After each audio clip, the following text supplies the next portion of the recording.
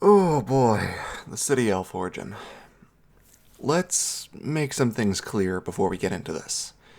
This origin contains some very serious content. I am not going to discuss this content in deep detail. I am thoroughly disgusted by the actions of Vaughn and his lackeys. I remember the first time I played this origin, I nearly threw up. That's one of the reasons why this is my least replayed origin. There are few things that disgust me as much as the actions of these monsters. This origin absolutely should have come with a content warning. I think this origin was meant to elicit this response. In that light, I guess mission accomplished. This sets up the player to know this is a game that is not pulling its punches. It deals with serious subject matter, and it gives you an excellent idea of the problems that exist in the world, in particular the corrupt nobility and the unacceptable treatment of the lower class. Was this the best way to go about conveying these things to the player? I don't think so. I think there were better ways to go about that, and at the least, this should have come with a content warning. In any event, the content of this origin is still a very real problem for many people. And the quest in the alienage later in the game is also a very real problem that still exists today. I have very strong feelings on these subjects. This origin hits very close to home for me, as I'm sure it does with many others. The atrocities committed here by Vaughn and his lackeys are detestable and sickening. As it relates to Dragon Age and this review of the origin, that is all I have to say on the subject. When discussing these topics, it is vital we remain sensitive and respectful. The controversy around this origin is well known. Some are of the opinion it is a great story, and others believe it goes too far. I think that is up to the individual to determine. Different stories resonate with different people, and that is okay. I would like to ask that we all be respectful in the comments section, both of the fact that we may have differing opinions on the quality, and of each other's personal experiences with the subject matter. Now with all that said, let's get into the actual review. We start with our cousin Shiani waking us up and asking if we remember what today is. This feels like cheap writing. Maybe our Tappers is hungover or something. But Shiani is a good character. With just a small amount of screen time, she shows she has a fiery personality that makes her stand out. We meet with our dad, and he mentions how our mother taught us to fight, and then he tells us to go find our cousin Solas. I think Rogue definitely works better here. Our mother was taken from us before we were an adult, so if we're good enough to fight through the Arl's palace and join the Grey Wardens, the stuff she taught us must have been stuff we could continue to practice alone and in relative secret. That's easier to do with a rogue than a warrior. Well, we wander outside, and the first thing we find is a bunch of drunk guys. It's not even noon. We have the option to shake them down for 40 copper. We can meet a couple that used to be friends with our mother, and they give us some silver. We can talk to a family that is about to head to Ostagar for work because their landlord is selling their property. But the daughter tells you how she is afraid of going to a camp full of human men that haven't seen a woman in months. See, I think that is about all we needed to get the idea. We didn't need the rest of the origin to go into such detail. We can help this family by giving them money to get to Highever, giving them more money to get a place in Denerim and open a shop, or just by asking your dad if the daughter can stay with him while her parents go to Ostagar. We can talk to the shopkeeper Arlith, who tells us we don't have time to talk because it's our wedding day. We find some kids in the alley playing as human heroes because they don't know any elven ones. This is odd. Like, Garahel should be well known among the elves. Even though humans may try to downplay his being elven, once a few elves know, they should all know. The elves of the alienage are supposed to be close-knit. Same deal with Shartan, but I can see that being a little more obscure. But then there are the Night Elves who fought in the Ferelden War against Orlais. But besides all that, fiction exists in Thedas. I feel like some elves would have made up their own stories for elven heroes to tell children. Anyway, that is a really minor thing. I think this is just meant to show us how much power the humans have over the elves. We can talk to a beggar who also tells us how much his human boss doesn't care about him. There's clear coding here, and it's depressing. This is another topic I am deeply passionate about and is highly important to me. As for how it's portrayed in the game, I am not the right person to talk about that. So for this portion, please welcome my friend Crimson Wolf. Thanks, Cole, and thanks for inviting me to speak on this.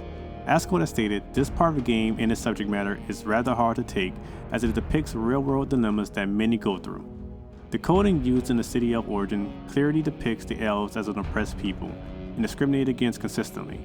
This is always present in Dragon Age with the use of the term Night-Fear, which is used to degrade the Elves and treat them as a lower race. However, while the noble Vaughn is shown to be the one degrading the player character and allies, this belittling of Elves does not just come from nobles, but from humans despite their rank in society. This is a subtle hint of hierarchy among races, with humans being seen as a superior, or at least a majority. The Elves have been the subject of slavery, their history either stolen, rewritten, or plain forgotten, and their heritage stripped away from them. Even where they live in human cities are basically ghettos, cast out of sight of major city areas as to keep the appearance of a prosperous city. As a reminder, you see this in Ferelden, a country that is more accepting than those of Orlais or Tevinter, and this is still how the Elves are treated. The fact of the matter is, the Elves are supposed to resemble the downtrodden minority, those who were once a proud people, but then oppressed by a race that believed themselves to be better. The City of Origin is most definitely the darker of all the origins. It's also a statement of real depictions of subjugation. I have a very personal connection with the City of Origin because of this depiction, and while I know this may not be for everyone, I think Bioware was very bold with portraying this. To build a true world, you have to show the mud and scum of it as much as you do the gold and glamour. Thanks for that, Don. So with the rest of the story, we meet our betrothed, and Vaughn comes in and harasses us. Another point where I feel like we could have stopped with this stuff. I don't think we needed to go further. I feel a more appropriate ending would be him coming back for revenge, but not the taking people part. And look, I've watched Criminal Minds and SVU. I can stomach a lot, but I guess this origin just includes so many of the things that I despise that I don't know. I can see both sides of thinking the story goes too far and seeing how it could be good to represent these very real problems with coding. This is a more complicated issue than I really feel equipped to talk about here. I want to talk about Dragon Age. So Shiani hits Vaughn with a bottle and he's awkwardly carried off. Then we spot Duncan and go talk to him. I didn't really care for the options in this exchange. For some reason, Duncan is super reserved and evasive here, until a Vilendrian shows up. It's a little weird. I guess maybe he was just screwing with us, but eh. So then there's the wedding and Vaughn shows up again. I'm not going into detail. If you're male, you stay in the alienage and you have to go after the women. Duncan gives you some equipment, and here is your only chance to talk to Arlith about the Dalish. He says he was a slave, but the Dalish ambushed the caravan and then just left him. So a servant sneaks us into the palace, sort of. If we equip the weapons, everyone attacks us. If we don't, we walk around, the guards yell things at us, and we can actually poison their drinks. I think that is a really cool inclusion. You don't see that sort of thing often enough. But I have to wonder, if we didn't equip the weapons, how did we sneak them in? Where were we keeping them? Now, if you're female, you wake up in a closet, and everyone is rightly freaking out. God, I'm getting sick. Everyone but you is taken, and then Solas comes in and passes you a sword. I feel like you were perfectly capable of taking the guards down, even if that didn't happen. And I do appreciate that the female Warden is still a badass in this situation. I get the feeling the writers just needed to get her a weapon somehow, and this is what they came up with. Solas says Nelaras, your betrothed, is guarding the end of the hall. We walk out the door and find we are in the kitchen. Nelaras is not only several halls away by this point, but the cook just notices us after we fought the guards on the other side of the room. This is weird. We fight through the palace, but Nelaras is killed. If you're male, the guards kill a woman and make a disgusting comment I'm not going to repeat. We finally get to Vaughn, and he makes us an offer of 40 gold, which is more money than we've ever even seen as a city elf. He refuses to let the women go until the next day, while Shiani is crying and begging you to save her. Obviously, we kill him and get everyone back home. Guards come to arrest us. We can turn Solas in, but I don't. Duncan conscripts us into the Great Wardens, and we say our goodbyes. I like the final exchange with Nessiara if you're male. Then we see Shiani, who is holding up well. Our dad gives us a very dry goodbye. Yeah, this exchange is lacking. And that's about it. Like I said before, this deals with a lot of heavy stuff that represents very real problems in today's society, and I think these problems are highly important to be aware of. So if nothing else, I'm glad this origin represents that stuff. But I still feel like a content warning was necessary, and everything after the wedding could have been handled differently and still gotten the point across. As for how this sets up the game and the world, it does a mostly good job of putting you in the perspective of a city elf. Your worldview is very limited, but you at least see some of the nobility of Ferelden, which will be a big deal later. But the return to the alienage happens pretty late in the game, and I don't like that. I can't help but compare this to the Magi origin, because they both start you off in an isolated place.